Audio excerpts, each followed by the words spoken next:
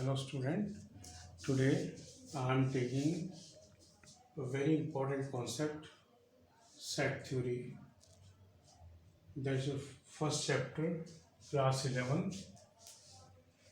Sets एक Germany में mathematician हुआ है George GORGE George contour CANTOR contour 1845 to 1918 when he was doing the work on trigonometrical function तब इसने set का इन्वेंशन किया था।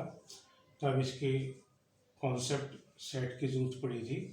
क्या है, सबसे पहले हम राइटिंग द डेफिनेशन। सेट की डेफिनेशन क्या है? ए वेल डिफाइंड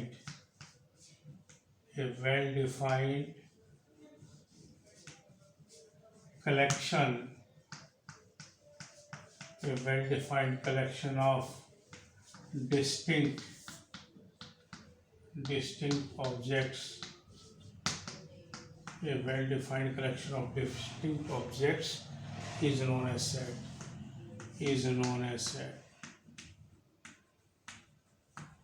जो वेल डिफाइंड कलेक्शन है डिस्टिंक्ट ऑब्जेक्ट का, अलग अलग, these are two very important. Well defined collection को वेल डिफाइन करते हैं। कुछ किताबें ऑब्जेक्ट्स को वेल डिफाइन करती हैं जो कभी भी पॉसिबल नहीं है। A well defined collection of distinct objects is known as set, उसका नाम सेट है। अब वेल डिफाइंड का मतलब क्या है? हमारे यहाँ दो टाइप के कलेक्शन है। We have two type of collection.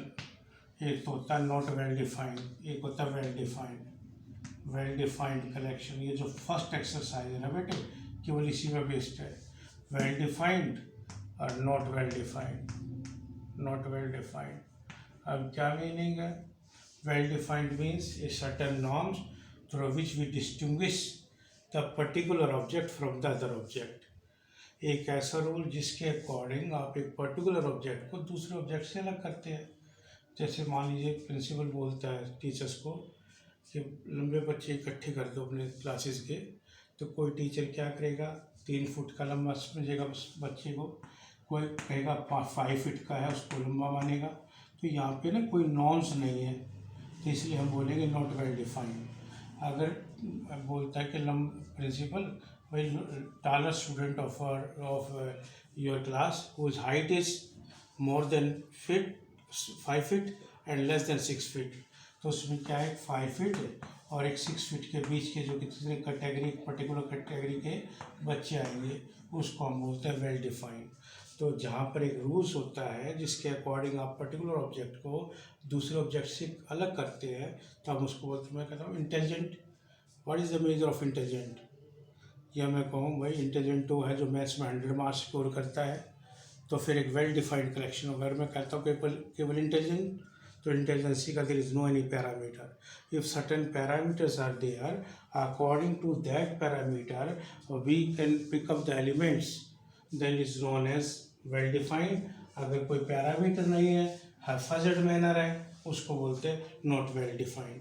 और collection of distinct object is known as, अलग अलग।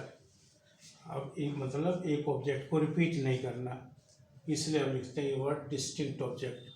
तो a well defined collection of distinct object is known as set. फिर इसकी हर एक चीज़ के अलावा नोटेशन आती है। नोटेशन सबसे पहले बाउंड्री नोटेशन बताऊंगा मैं।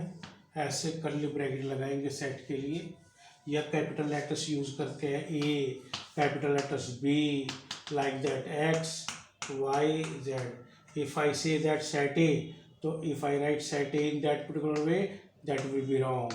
If I say set A capital right करना है in this way, A, B, C, 1, 2, 3.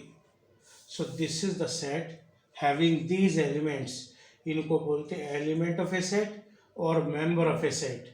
They are member of this set, or I can say element of a set. So elements are generally denoted by small letters and sets are always represented by bold और capital letters. तो ऐसे ए, ये एक symbol है बेटे, ये जो ऐसे लिखता हूँ मैं, ए बिलोंग्स, इसको बोलते हैं मैथ्स में belongs, belongs to, A belongs to set A, B belongs to set A, C also belongs to set A. If I ask D belongs to this set, क्या D इसका एक member है? D is not a member of this. I will say D does not belongs to A. 1 also belongs to A. 2 also belongs to A. 3 also belongs to A. So dear student, remember this is the boundary notation, and alphabetically if I reprint the set, it is reprinted by bold letter like A, B, X, Y, Z. Small if I write, that will be wrong.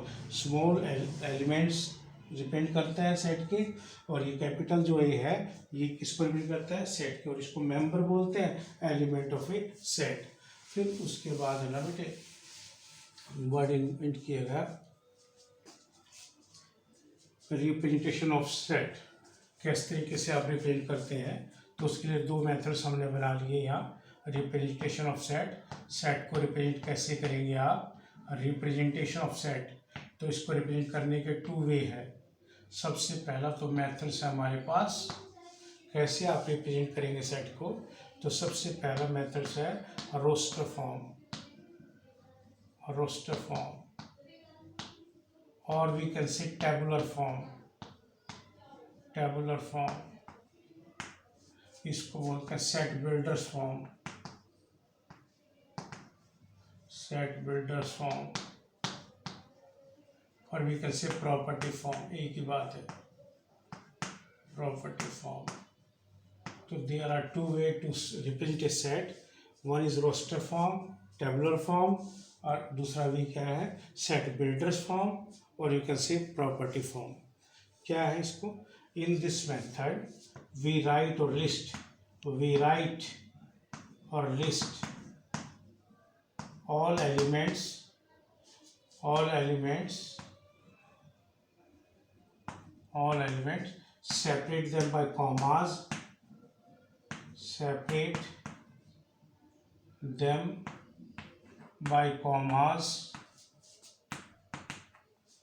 and enclose them, and enclose them in curly bracket, curly bracket। इसमें क्या होगा?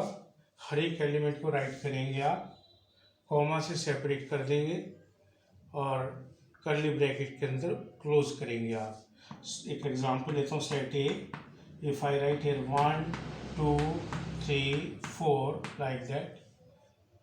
Set B, I will write here 2 4 6 8 10। C set having element 5 25 125 625। here another set I will write D 1 4 9 16 like that 100। so all are the example of a set, and all sets I am going to represent in the roster form, or I can say tabular form।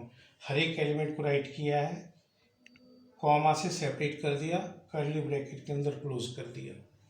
और in case of set builder form और property form, we do not list all the elements, we write one property according to the requirement of the element of a set. Suppose करो अभी set ए को मैं represent करूँगा set builder form में, तो कैसे right करूँगा? Set A is a set, notation for set is this one, x is the element of this set A।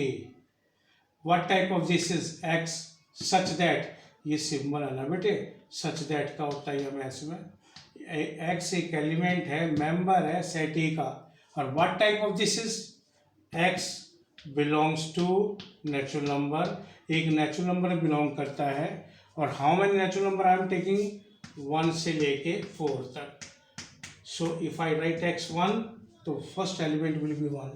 If I take x is 2, we get the second element. If I write x is 3, we get third and 4 like that. So here I do not list all the elements, I have to write one property according to my requirement of the element of a set. Just now I'm taking set B. Say alpha is the element of this set, and what type of alpha you have?